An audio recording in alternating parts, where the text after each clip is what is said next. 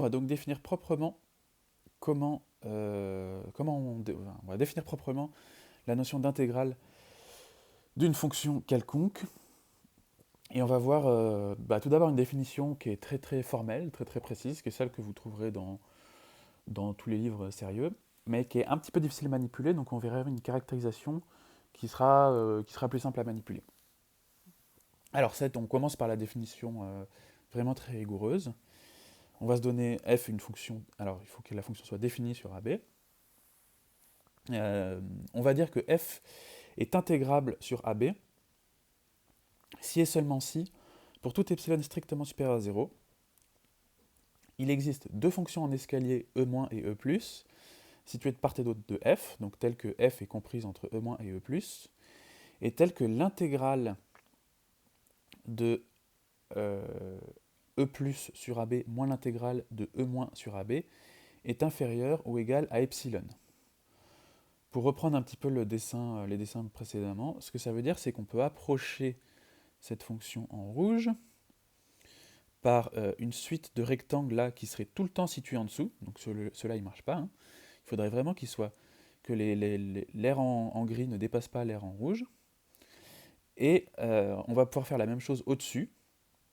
Donc avec une autre fonction en escalier, cette fois où les rectangles sont toujours au-dessus de la courbe rouge, mais telle que l'aire des premiers rectangles, ceux qui sont en dessous, et l'aire des deuxièmes rectangles, ceux qui sont situés au-dessus, soient différentes d'une plus petite quantité que epsilon. Si jamais une fonction vérifie une telle chose, alors en notant e plus l'ensemble des fonctions en escalier supérieur, c'est-à-dire au-dessus de f, et e moins l'espace des fonctions inférieures à f, eh bien le sup des intégrales des fonctions g, telles que g appartient à e moins, existe.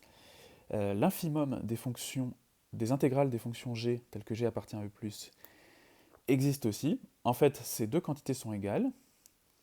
Et ces deux quantités qui sont égales, on va appeler ça l'intégrale de f sur AB, qu'on va noter, alors avec le symbole que vous connaissez, hein, grand S, AB de part et d'autre de cette somme, et f de t dt. Alors on voit cette définition qui est très formelle, elle est difficile à manipuler, donc on va lui préférer la caractérisation suivante, qui va un petit peu se rapprocher de la construction que j'ai vue un petit peu plus tôt. Alors on va voir que si une fonction est intégrable, alors la construction que j'ai vue tout à l'heure, c'est-à-dire approcher l'aire de ma courbe par des rectangles avec des pas égal à b-a sur 2 à la puissance n, ça va converger.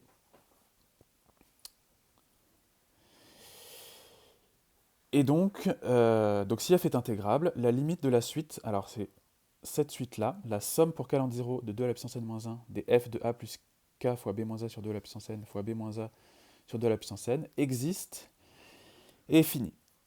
On remarquera aussi que c'est vrai pour une autre subdivision.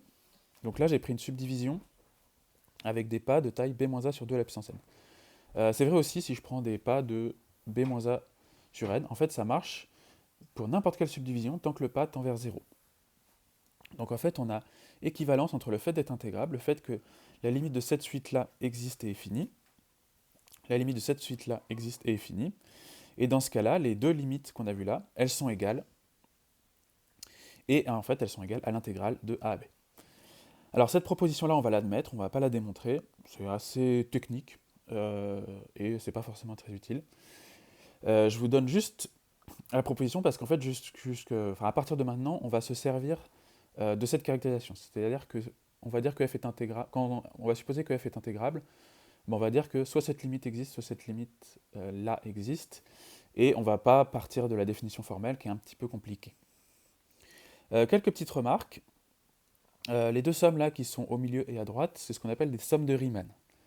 On va mettre cette notion de côté, on le verra quand on travaillera sur le chapitre des séries. Mais donc on va noter que ces deux sommes-là s'appellent des sommes de Riemann. Deuxième chose, un petit point on va dire un petit peu de culture. Si dans cette somme-là de Riemann, je procède au changement de variable dt égale b moins a sur n, donc si je note dt le pas de ma subdivision, alors ma somme se transforme en somme pour calandre 0 de b moins a sur dt moins 1 fois f de a plus kdt fois dt. En fait, quand on remarque ça, en fait, on comprend deux choses. La première chose, c'est pourquoi l'intégrale se note avec un grand S là. Et en fait, ce grand S, c'est parce qu'il fait référence au terme somme, puisqu'en fait, une intégrale, c'est la limite d'une somme. Et ça explique aussi pourquoi on ajoute toujours un dt dans notre intégrale, puisqu'en fait, là, le dt, on le voit apparaître ici. Enfin, deux dernières remarques. La remarque 3, c'est que la définition de l'intégrale est compatible avec celle vue pour les fonctions en escalier. Donc en fait, la définition de l'intégrale ne change pas pour les fonctions en escalier. On peut l'avoir de deux manières, soit avec la première définition qu'on a vue là, soit avec la deuxième qu'on a vue là, soit avec cette caractérisation-là.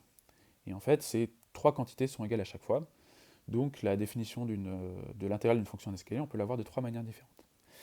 Et dernière chose, dans la somme de Riemann qui est ici, si a égale 0 et b est égal à 1, donc c'est un cas particulier important, et que f est intégrable sur 0,1, alors la somme pour des 1 sur n de k allant de 0 à n-1 de f de k sur n tend vers l'intégrale de 0 à 1 de f de t dt, et c'est vrai aussi si je fais la limite de 1 sur n fois la somme pour k allant de 1 à n de f de k sur n.